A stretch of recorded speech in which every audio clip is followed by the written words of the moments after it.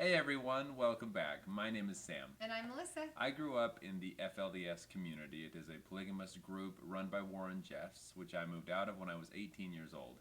I was raised LDS. Sam and I have been married for almost 8 years now and have 2 beautiful babies. Yes, we do. Today we wanted to address a lot of comments that we've gotten asking for our reaction on the show Preaching Evil, which is on Peacock. Yes. Peacock Plus.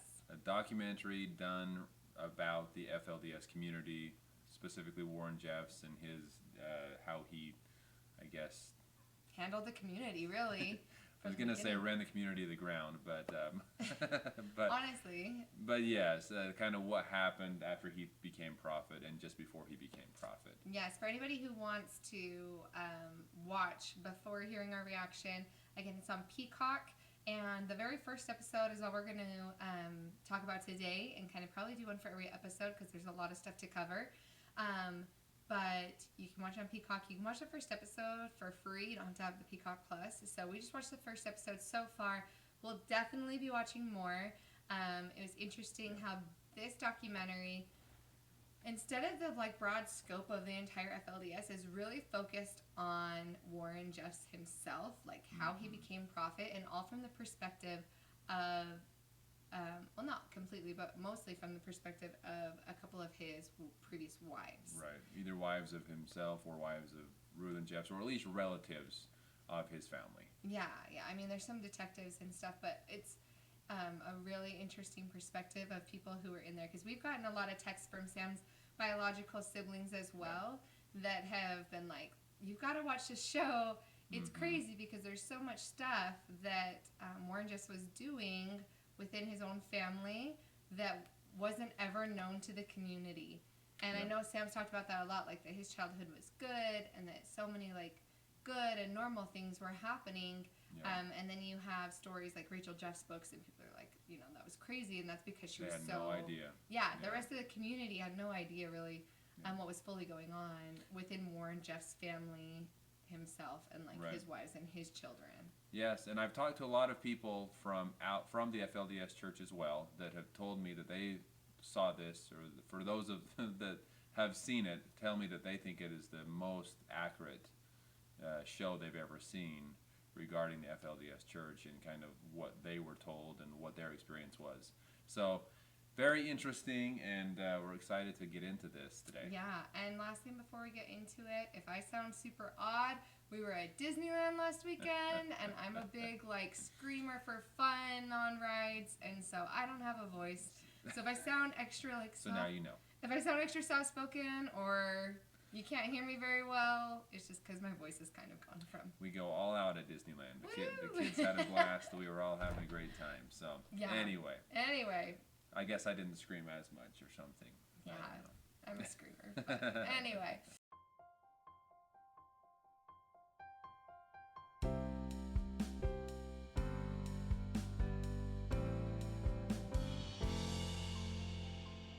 We'll kind of just get started into how it starts. Basically at the beginning, it talks a lot about Rulon Jeffs and Warren's relationship with his father, and Rulon being the prophet. And as we're watching it, we always pause, and I'm like, what do you think about this? What do you think about that? So I'll try to remember most of the questions that I was asking Sam during the show.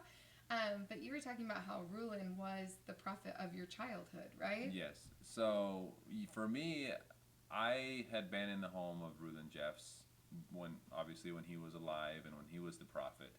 And every experience and everything I ever heard about him was good. I know that there would be people that would say that's not true, but as far as my experience goes, everything with him was great. And he seemed like he loved the community, he loved the people, based on my experience. And so he was kind of my childhood leader, prophet during that time, up until I was about 8 years old. And anyway, so it was seemed like the community was great. Everything was being run very well, and from the perspective of a young boy anyway. Do you remember when his stroke happened? I do. And what was your perspective? What would your family say about it? Did they announce it over the pulpit? How was the news broken to the community? That he had the stroke? Yeah. Because when he had the stroke, he continued to live on for a little while after that. So it was just The stroke, I believe, was just kind of rumors throughout the community. Like, oh, did you hear about this? I can't believe this happened. And is he okay? What's going to happen now? But after his stroke, it seemed like he wasn't in the picture as much. He was sick at home a lot and wasn't able to be as mobile and meet with as many people as he did before because he loved to do that. But when he died, though, I believe, I don't remember exactly how long it was after his stroke. Did they say? I think they did have a couple of timeline. I think it was years? 4 years. 4 Because I years remember thinking after? that's, yeah. Yeah, but when he did pass away, that was a huge deal. The news actually came to Warren Jeffs, another leader. No, Warren was not there. The news came to the leaders of the church during an actual Sunday meeting. Oh, wow. So it was kind of announced over the pulpit that this just happened. So Rutland Jeff's death. Wow. Yeah, so that was definitely something that was talked about right there. One thing I thought of when we were watching it that I don't even think I asked you yet Yeah. was Surprise questions. surprise questions, yeah. That Warren was still marrying, like still having Rulin marry more young brides after his stroke. And it made me wonder, I know you've talked before about how your one sister was married to him when he was very old and she was young. She was still a teenager. Do you know if that happened after the stroke or was she married to him before? That I believe that was after the stroke, and Okay. and I'm actually I believe I misspoke here. I believe I said that I was about 8 years old when the stroke happened, or sorry, when he died. But I was about 8 years old when the stroke happened. Okay. So I was older when my sister married him, and when he died, I was quite a bit older than 8 at that point. Yeah, so when that happened, I didn't know that he had continued to get married to young girls after his stroke when there obviously was not going to be any type of relationship there. And then I was like, oh my gosh, Sam's sister, like she was one of those brides. Yeah, so I'm not, I guess I'd never really spoke to my sister after she was married to know exactly, or I didn't speak to her about this, to know exactly how her relationship was with Rulin Jeffs, but I don't believe there was much of the sexual relationship at all for the, I mean, maybe there was some, I don't know, but he did live on for several years after his stroke, so there were probably times where he was feeling better and times he didn't feel as well, but I don't know for sure, though. The other wife before his stroke, though, said that even though she was married to him at a young age, it didn't seem like there was a sexual relationship That's true, there. and that's so interesting. I can't imagine after the stroke that there would be something there. Correct, yeah. Which gave a little, like, glimmer of hope in my heart that, like, maybe these young girls that were married, I mean, sadly, it seemed like they were being more groomed for Warren, possibly, but at least for Rulin, hopefully it wasn't as sinister of intentions, I guess. I don't know for sure. I wish I knew more about that. But yes, it is interesting. It seemed like Warren Jeffs was almost forcing his father to marry these young women. And in the show, it actually said at one point that Rulin Jeffs said, I am not marrying another young girl.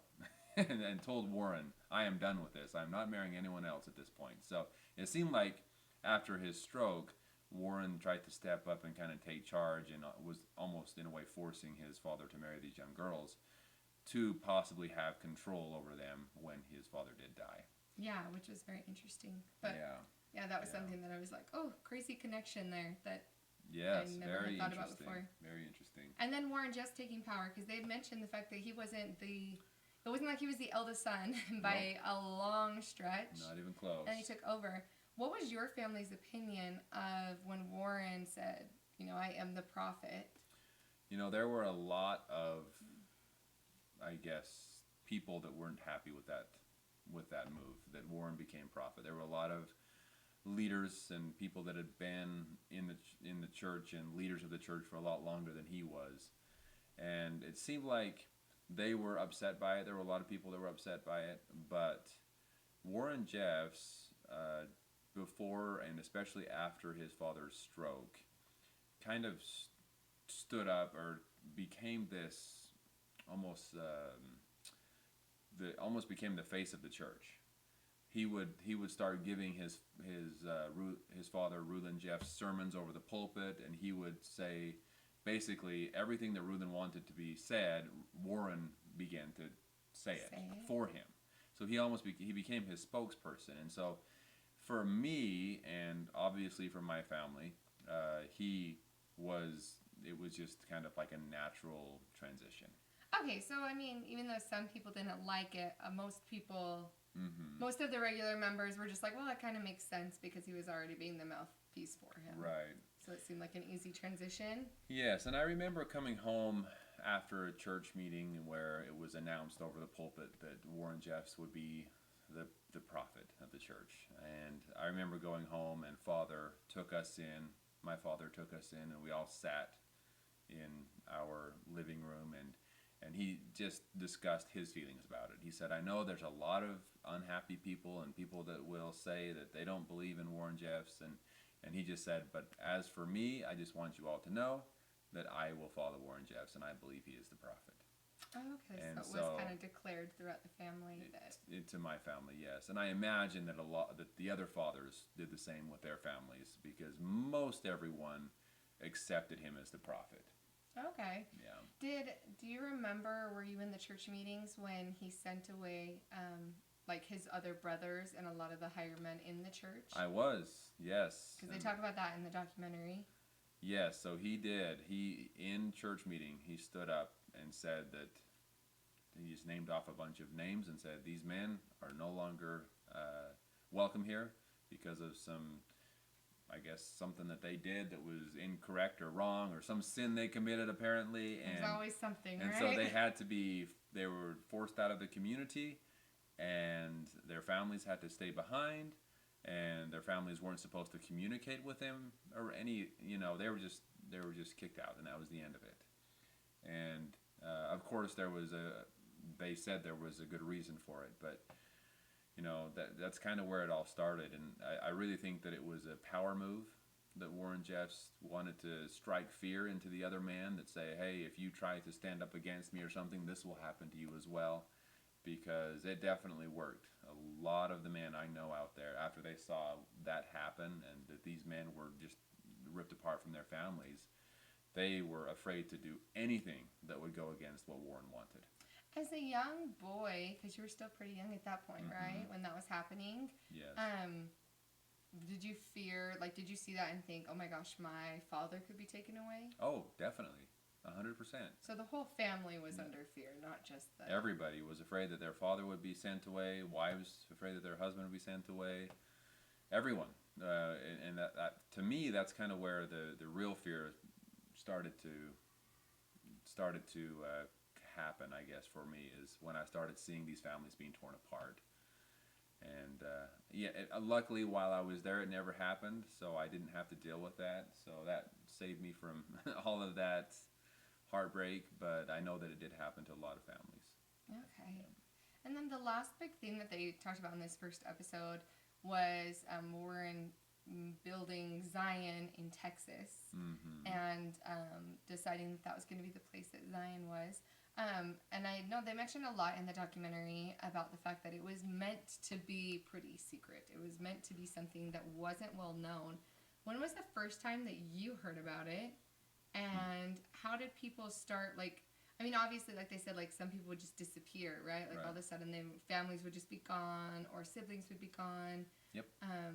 But is that how you guys, found out about it? All of a sudden, people are disappearing, and you're like, Yep. What's going on? Yes, that is exactly how we found out They about really it. didn't tell you anything? They didn't There say, was there's an nothing- elite thing you should try to be a part of? Nope. Work really hard at it? So it was always told to us that if you are chosen, and if you are truly faithful and are following everything to the exact how you're supposed to be doing it, and obeying every rule and all of that, that you would eventually be chosen, and that you would be worthy to go to so-called Zion, which was the ranch in Texas. So there were a couple of my siblings were called and told to move to this ranch, and that's when I first learned about it. That's when I first realized, there's this other place that apparently the people that are better than me are allowed to go to, because of whatever they have been chosen by God. And it was something that we all wanted to be able to do, because we were told that that was the only way to be saved ultimately, would be to be in this place, because the rest of the world would be destroyed. And that place would be, I guess, lifted up during the time of the destruction and then set back down on the earth to continue living on as God's chosen people. So you really felt like you were going to be completely left in the dust. Like you were going to be the same as a Gentile? Well, I no, mean, destroyed like a I Gentile? assumed, or would you have like some kind of favor with the Lord still? I assumed that eventually we would all be there. Okay, that it was going to be At just some like point, we just had to prove ourselves first. Okay. But there was always that fear in the back of your head, that in the back of your mind, that you weren't ever going to be good enough. Because as a young teenage boy, I mean, there was always something that I could think of that I did that would, oh well, I did that, so now I'm never going to be able to go because I wasn't perfect, you know, and Yeah. so things like that kind of always in the back of your mind, you're thinking, well, I'll probably just be destroyed with the rest of the world, and that's that. So it was definitely a constant fear that we were growing up with, yeah.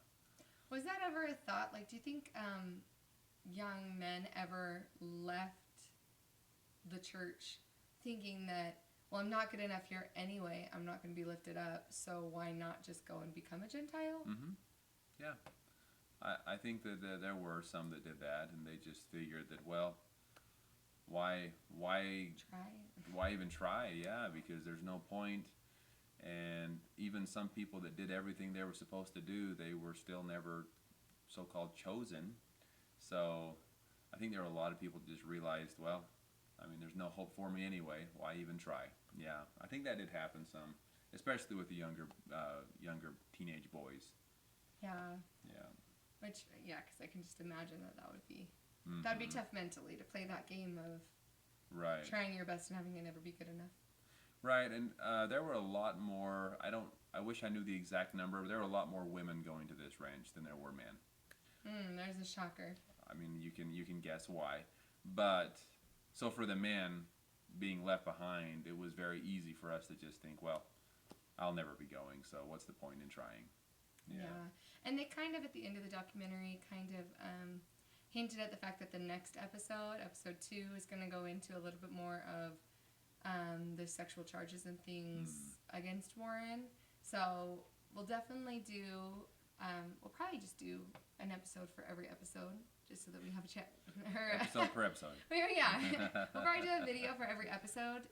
That way we have a chance to think through it and not try to get all of our thoughts into one long thing. But it sounds like we'll kind of get into a little bit more of who he was choosing and why he was choosing them in episode 2, and kind of get an insight to that. In the episode we just watched, though, he did say that the reason he was choosing some and not choosing others was because he had a revelation. And a lot of the mothers had to let their toddlers go to this place, and they didn't know if they would ever see them again. They were some of his own children. Warren took all of his children and left a lot of the mothers behind. So, which I just can't imagine. Yes, it's... And the women don't have a choice in that because, again, women are pretty much treated like property, and especially Warren's children are Warren's property. So even though the mother gave birth to them and is the one that's taking care of them, when we were watching that part about the 3-year-old being sent away and our little boy's 3, and I was like, I can't even imagine. I said, and on top of, like, you know, they kept saying, oh, you're going to go be with your father, but in a situation like that, they obviously know that Warren was not going to be raising their kids. And so as a mother, to say, I'm sending my toddler, and my toddler's going to be raised by, not really by his father, but by his father's more favorite wives or more favorite women that God's choosing to be there instead of me. I can't imagine the, like, mental anguish that would cause. Like, that would just be horrific. And you might ask, how would these women possibly allow that? I mean, they're their own children. I mean, they should fight for it. They should take their child and run or whatever. But there was always a fear tactic. There was always something that would keep them in line. For example, they were told that if these children did not go to these places, if they did not go to the ranch in Texas, that they would be killed. That they'd be killed. Yeah. Warren said that the law enforcement would kill them. That's what he told them to convince them to let them go. And they also didn't know whether or not, like, they didn't know whether or not they'd get to see him, but of course they're still hoping that they would be worthy to be able to be back with their family. Yeah. So there's a lot of reasons why, it seems so easy for an outsider to say, oh, I just would never separate with my toddler. But there were so many underlying reasons that would lead them. And the ultimate one being that they believed they were following the prophet. And the prophet is God's mouthpiece. And so if God tells you to do something, you're going to do what God tells you to do over all else.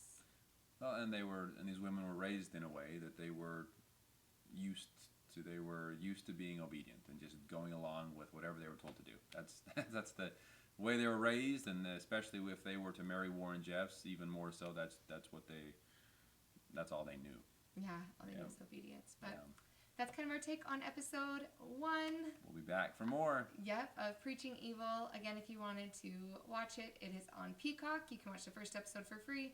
I think the next one you have to have Peacock Plus. But yeah, if you want to hear more of what it was like for Sam growing up in polygamy, please like and subscribe. And if you have, I'm sorry. Oh no, go ahead. If you have watched this episode, please feel free to comment your thoughts about it as well. I'd be interested to know what your take on this first episode is. Absolutely. We'll talk to y'all soon. We'll talk to you soon.